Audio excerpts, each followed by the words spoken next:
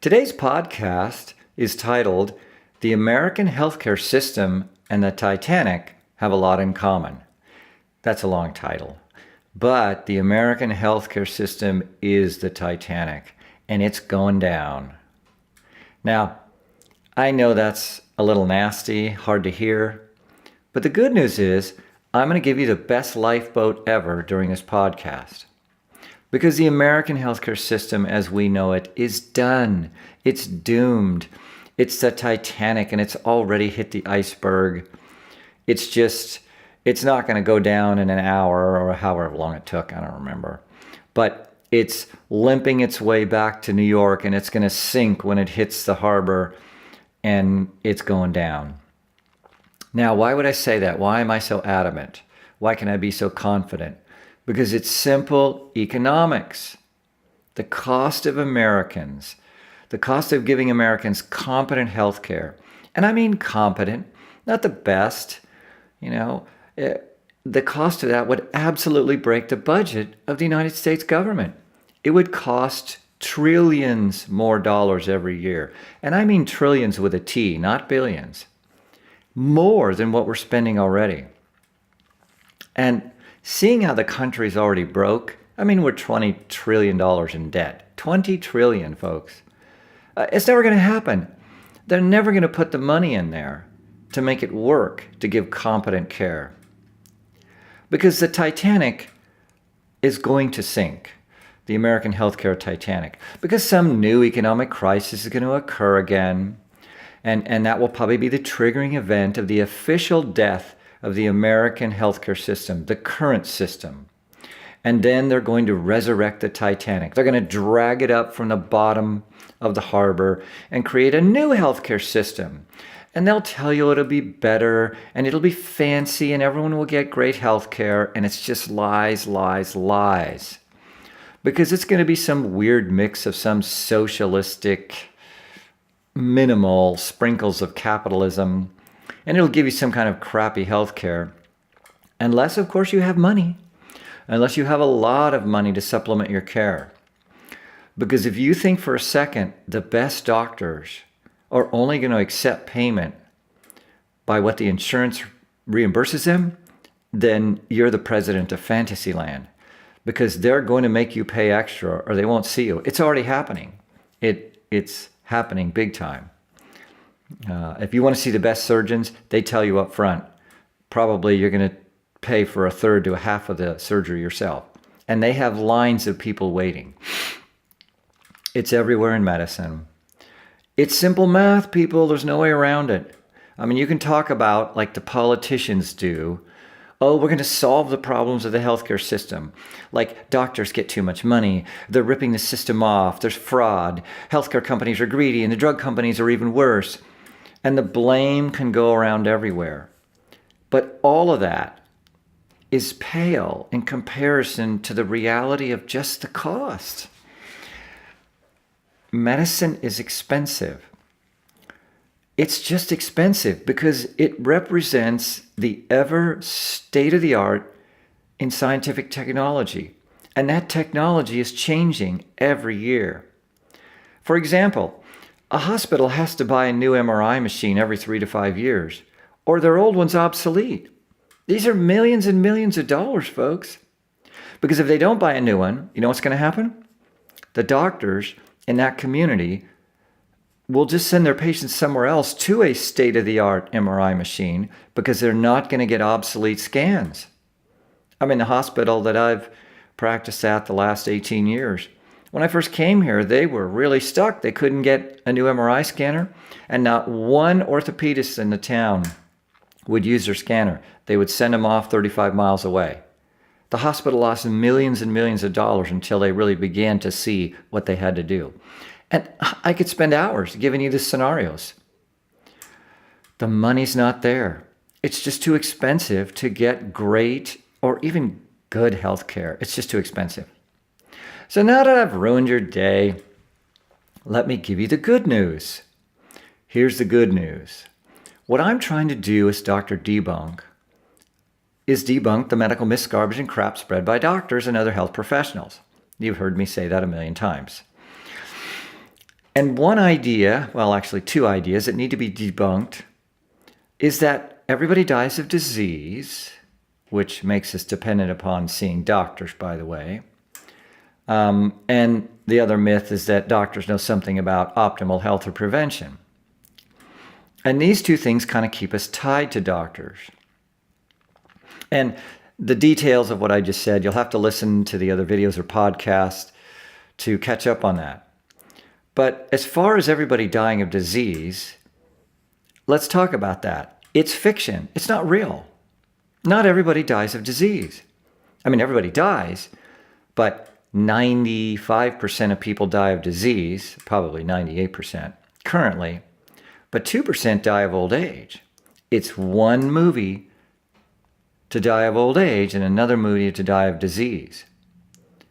I mean, if you die of old age, you won't ever really need the medical system.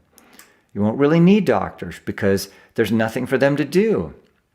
Now, I'm excluding if you have some catastrophic event, like some motor vehicle accident or whatever, you go parachuting and forget to bring a parachute. Bad things to do. Those things you can't account for. But for most people, you don't want to die of disease, you want to die of old age. Now, how you do that is to understand the principles of optimal health living. And if you go to Dr.debunk website, I have an introductory video there on it. But what I'll just say today, for those of you that haven't seen it, sufficient to say, is you have to live the 10 optimal health principles that promote an optimally functioning human body. That body will not get diseased. It'll just finally wear out of old age. And that's a very different movie, folks. It's a very different movie, dying of old age versus dying of disease. But I have a whole teaching on that another time. But this reality is part of what made me become Dr. Debunk. To bring you the truth about these things. To bring you the truth about the difference of dying of old age and dying of disease. And about, the American medical system. Now, since the Titanic is the American medical system, it's going down. There's only two choices here. You can go down on the boat, and that'll be the diseased model, and you'll make it to 72 to 80 years old, and the last 5 to 10 years of your life will suck, and then you're going down. Or you can get off the boat and get onto a life raft that carries you away to the optimal health lifestyle, which is like a Caribbean island.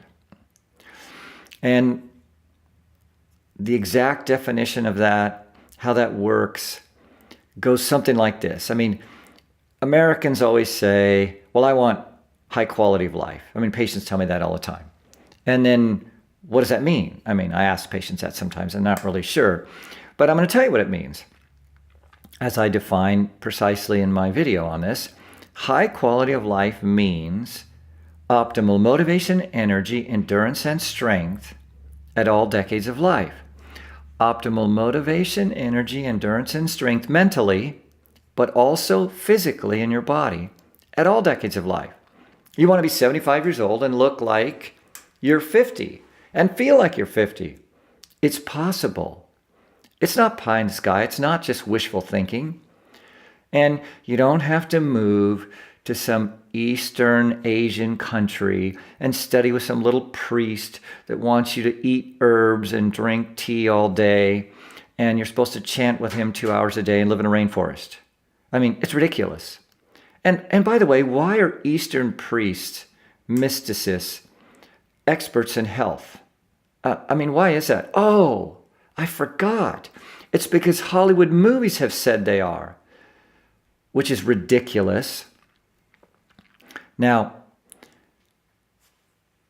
I know many of you haven't gone to my website that introduces you to the optimal health stuff I've just been mentioning.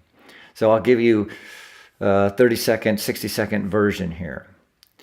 This all got going maybe 40 years ago by health professionals, mostly not doctors, who really wanted to understand why certain people look so much younger, and they just stayed that way, and they lived to be 90 to 100, it seemed like, and they were always healthier than everyone else, and they were always, 20 to 25 years younger in mentally, physically, in every way.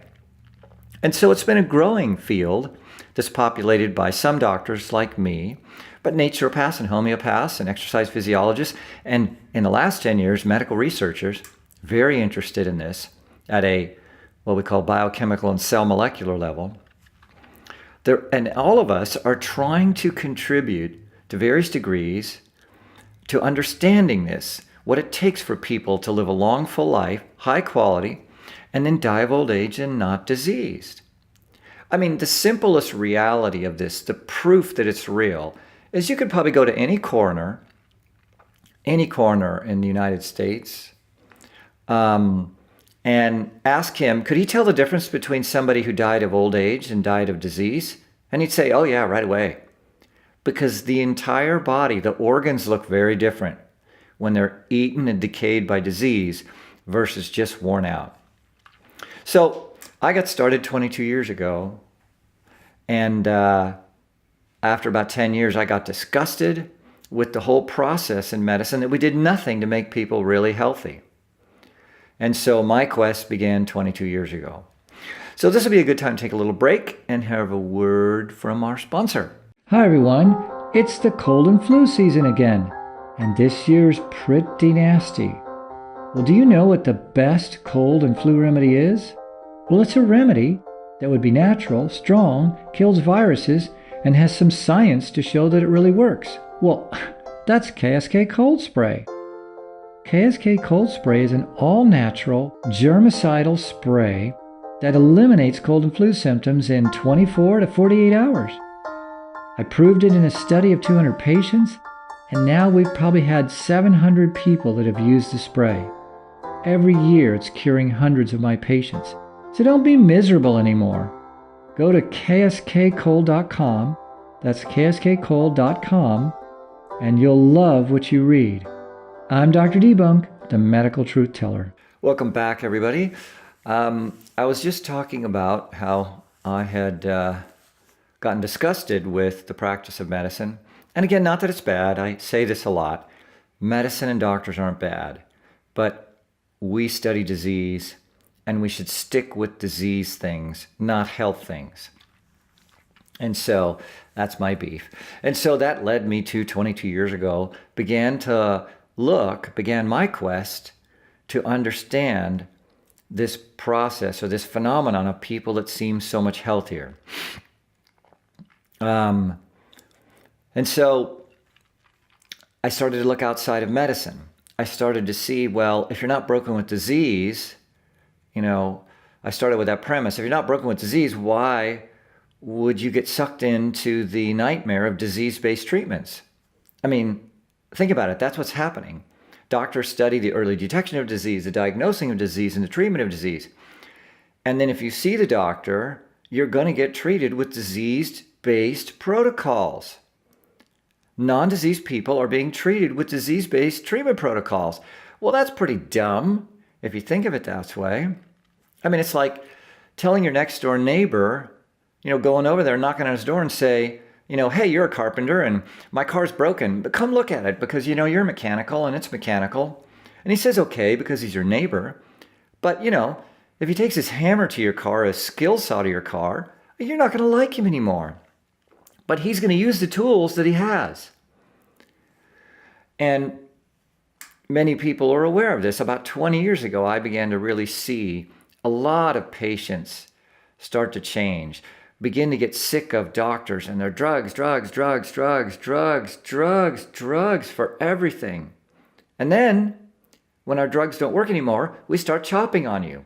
Then it's surgery. And I could go on and on about that one. And so for 22 years, I've wanted to answer a fundamental question that's at the basis of it all. Why do I have today a 78-year-old patient who works 40 hours a week? He's a big burly guy. He feels great. He looks like he's 50, acts like it. I mean, on and on. It's amazing. I have other patients like this through my whole career. And so for all of us in the health professional field, for 40 years that are really interested in this have been trying to quantify it, trying to bring science behind what we observe to be the factors that promote optimal health for human beings. And it's cut up differently by the different groups. I mean, I've come up with my own, actually. I've developed it myself, stealing bits and pieces from everyone, which is how this works. We're all stealing old ideas that are good and modifying them. Anyway, so I've come up with the 10 principles of optimal health living, or the 10 scientific theories that are behind active things that you do, optimal health education and training. And so another way to look at it is these are 10 things that encompass things you do and don't do. You have to stop doing things and do the healthier things. And I'm not even going to list those 10 today. You can go get them on the website. I'm just going to mention probably 3 of them, which are the big 3 that Americans need to do. The average everyday American, which excludes Americans that if you're a psychopathic, crazy American man or woman, where you're out there boozing it up and drugging it up and coking it up and living psychology principles, where you have like boyfriends and girlfriends and you're married and you're just doing all kinds of stupid things in the dark. Well, if that's you, you're toast. If you're doing that stuff, you're toast. Extra crispy or well done, you're not going to live a long and healthy life. But if you're normal and you're just going to work and raising your kids and family, like most of us, regular everyday lives, what do you have to do to improve your health? 3 things. And they're based on 3 of the 10 scientific principles of optimal health. And so here they are. You need to exercise more, eat less carbs and calories, and sleep more. More exercise, less carbs, sleep more. Now, it sounds straightforward, but it's exceptionally difficult to do because of how we live. I mean, America has now achieved some really crazy social patterns of life that we think are normal. Like, we revolve every single social interaction around food. I mean, we don't want to do anything unless it revolves around food. I mean, if you hadn't seen a friend from high school for 20 years and they called you up and said, hey, I'm going to be in town, let's get together, you'd say, oh, that's great, but I'm on a diet, so why don't we go to Starbucks and we'll drink some skinny coffee latte things, and that way, I won't break my diet. And your friend would say, what? You don't want to go to a restaurant and eat so we can talk? Well, then I don't want to meet with you. I don't want to talk to you if we're not going to eat. I mean, it's not ridiculous. It's how we are. And then our schedules prohibit exercise, and this movie goes on and on. It's why we don't sleep. And so the 3 things that are marching Americans towards disease faster than anything is sleep deprivation, exercise deprivation, and excessive carbs.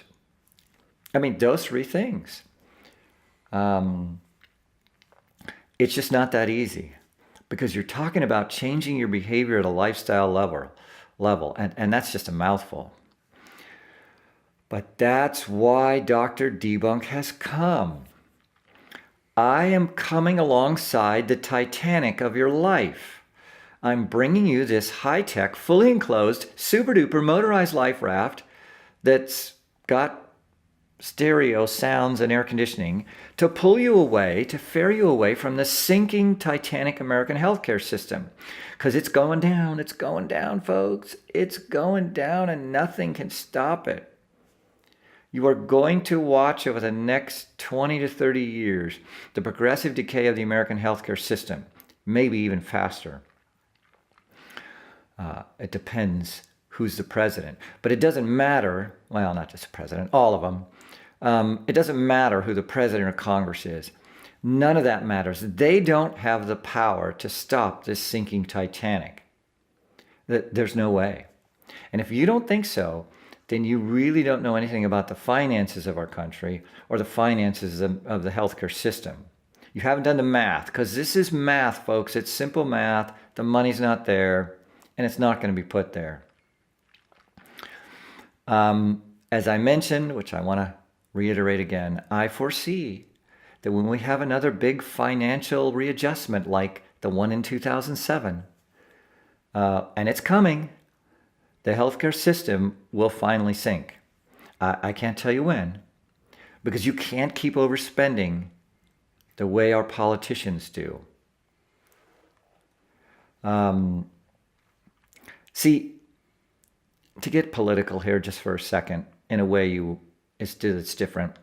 The American economy is a business machine called the federal government, because that's how the world looks at our economy.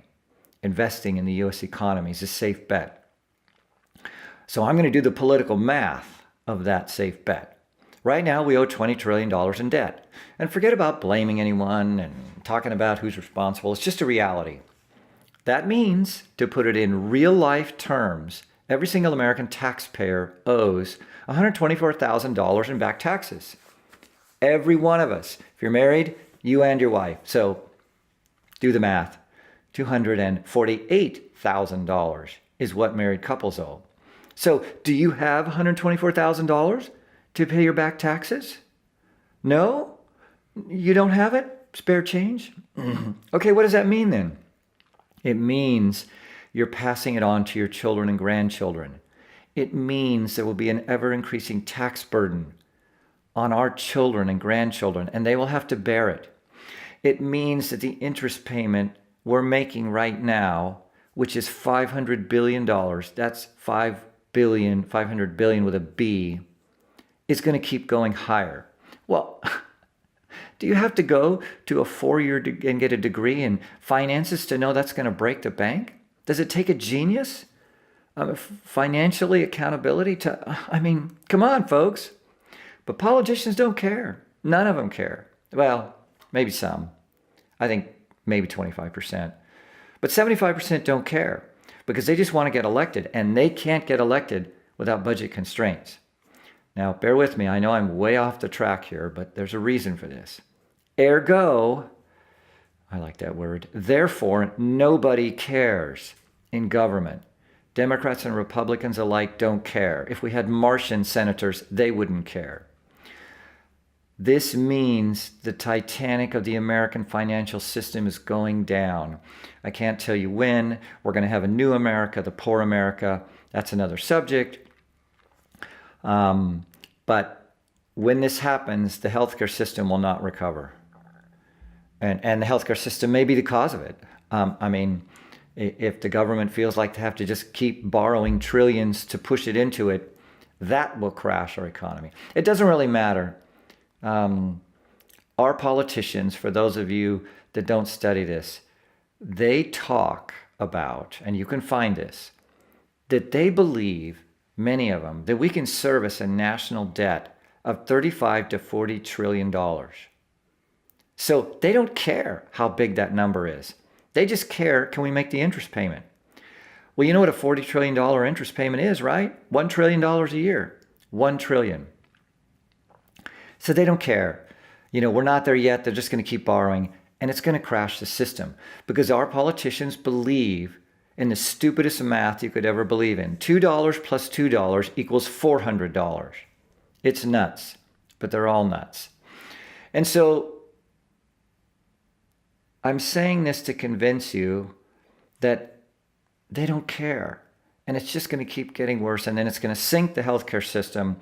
And so the only thing you can do is to get away from the healthcare system unless something crashes you into it. You want to get away from the American medical machine called the healthcare system because it's going down and you're going down. You will not like the outcome. So even though I guess I got political and doom and gloom, it's not. Here's why it's not. You have the power to change your life to be optimally healthy. I don't care how old you are. If you're listening to this podcast, you're not dead. I can tell. I'm a trained doctor. Corpses don't listen to podcasts.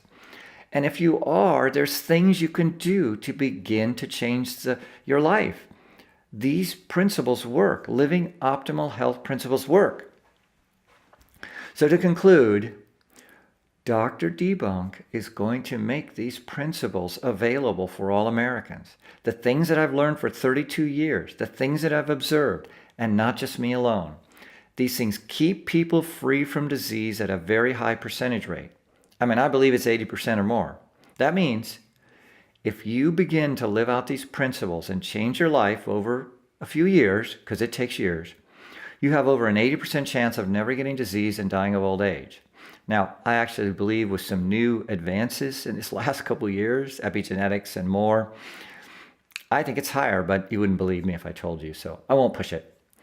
But I'm not alone in this. It's an evolving field. It's an exciting scientific field outside the scope of medicine. It's not within the scope of disease-based medicine, and you're going to have to look outside of medicine to get it. And that's it. So I hope I haven't ruined your day or your week. But I'm Dr. Debunk, debunking medical myths, garbage, and crap spread by doctors and other health professionals. Thanks for listening.